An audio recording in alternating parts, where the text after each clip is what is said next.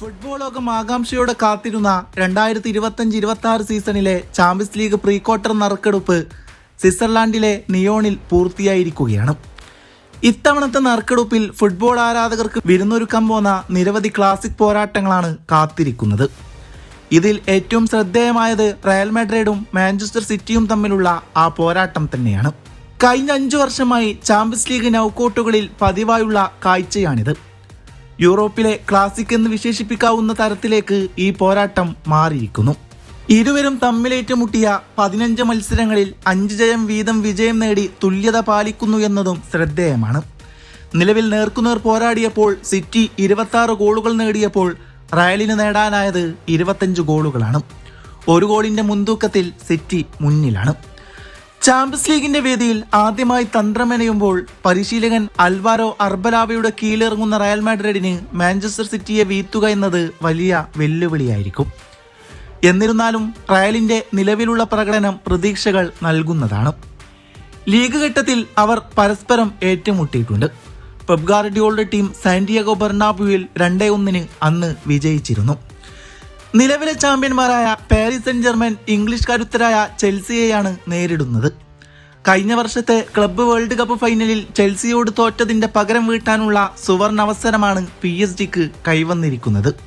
ഇരു ടീമുകളും 8 തവണ ഏറ്റുമുട്ടിയപ്പോൾ 3 പ്രാവശ്യം ജയം സ്വന്തമാക്കിയത് PSG തന്നെയായിരുന്നു. 2 തവണ ചെൽസിയും. അവശേഷിച്ച 3 മത്സരങ്ങൾ സമനിലയിൽ കലാശിച്ചു.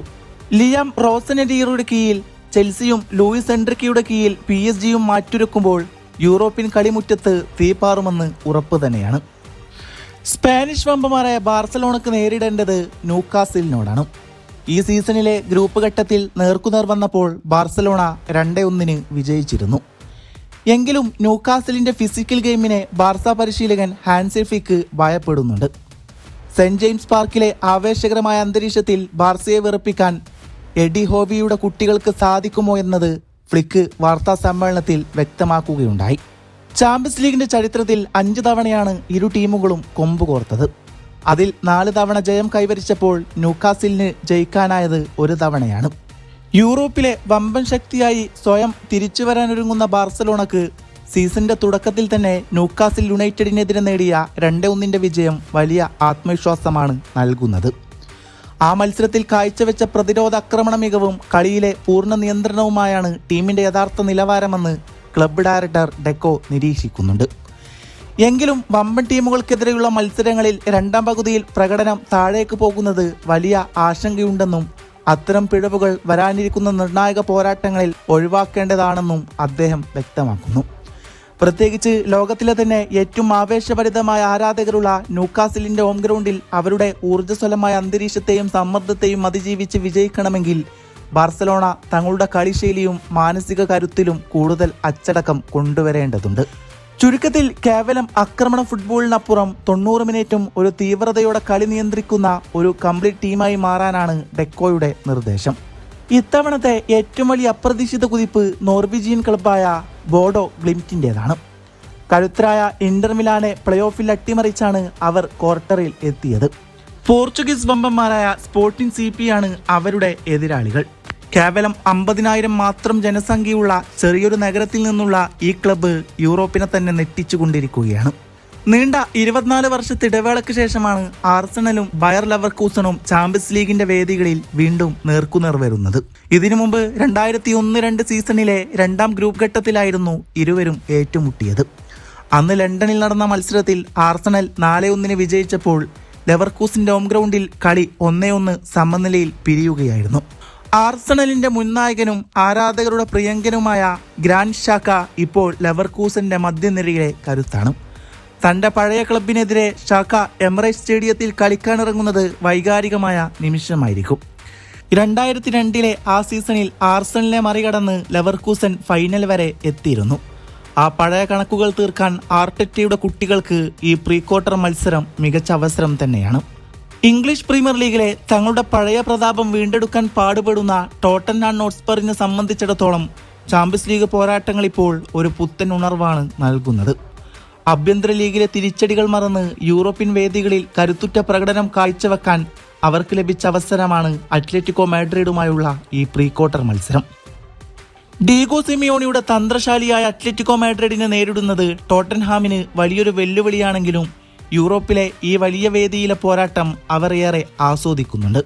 മറ്റൊരു വശത്ത് ബയേൺ മ്യൂണിക്കിന്റെ കുന്തമുനയായ ഹാരി കെയ്ൻ തന്റെ ഗോൾ വേട്ട തുടരാമെന്ന വലിയ പ്രതീക്ഷയിലാണ്. ഇറ്റലിയിൽ നിന്നുള്ള അവസാന പ്രതിനിധികളായ അറ്റ്ലാന്റയാണ് ബയേണിന്റെ എതിരാളികൾ. ഇറ്റാലിയൻ കരുത്തിനെ മറികടന്ന് ബയേണിനെ അടുത്ത ഘട്ടത്തിലേക്ക് എത്തിക്കാൻ തനിക്ക് സാധിക്കുമെന്ന് കെയ്ൻ വിശ്വസിക്കുന്നുണ്ട്. ഹാരി കെയ്ന്റെ ഈ ആത്മവിശ്വാസം അറ്റ്ലാന്റയ്ക്ക് വലിയ ഭീഷണിയാകുമെന്ന് ഉറപ്പ് തന്നെയാണ്. തുടക്കത്തിൽ ഗലാറ്റസറിയോട് ഏറ്റുമുട്ടിയപ്പോൾ ലിവർപൂളിന് പരാജയം രുചിക്കേണ്ടി വന്നിരുന്നു. വിക്ടർ ഒസിമാൻ, മൗറോ ഇക്കാർഡി തുടങ്ങിയ താരങ്ങൾ അണിനിരക്കുന്ന ഗലാറ്റസറിയുടെ മുന്നേറ്റ നിര ലിവർപൂളിന്റെ പ്രതിരോധത്തിന് വലിയ ഭീഷണിയാണ് ഉയർത്തുന്നത്. പ്രീ ക്വാർട്ടറിൽ വീണ്ടും ഇസ്താംബൂളിലേക്ക് ഒരു യാത്ര പോകേണ്ടി വരുന്നത് അർനെ സ്ലോട്ടിനും സംഘത്തിനും വലിയ പരീക്ഷണമായിരിക്കും. ആദ്യ മത്സരത്തിൽ തോൽവിയിൽ നിന്ന് പാഠം ഉൾക്കൊണ്ട് കൂടുതൽ കരുത്തോടെ തിരിച്ചു വരാനും ലിവർപൂൾ ശ്രമിക്കുന്നുണ്ട്. തുർക്കിഷ് ആരാധകരുടെ ഇരമ്പുന്ന സാന്നിധ്യത്തിൽ കളി നിയന്ത്രിക്കുക എന്നത് അത്ര എളുപ്പമല്ല. 2025-26 ചാമ്പ്യൻസ് ലീഗ് സീസൺ അതിന്റെ നിർണായക ഘട്ടത്തിലേക്ക് കടക്കുമ്പോൾ ഗോളടി വീരന്മാരുടെ പട്ടികയിലെ പോരാട്ടം ഗ്രൗണ്ടിലെ മത്സരങ്ങളെക്കാൾ ആവേശകരമാണ്.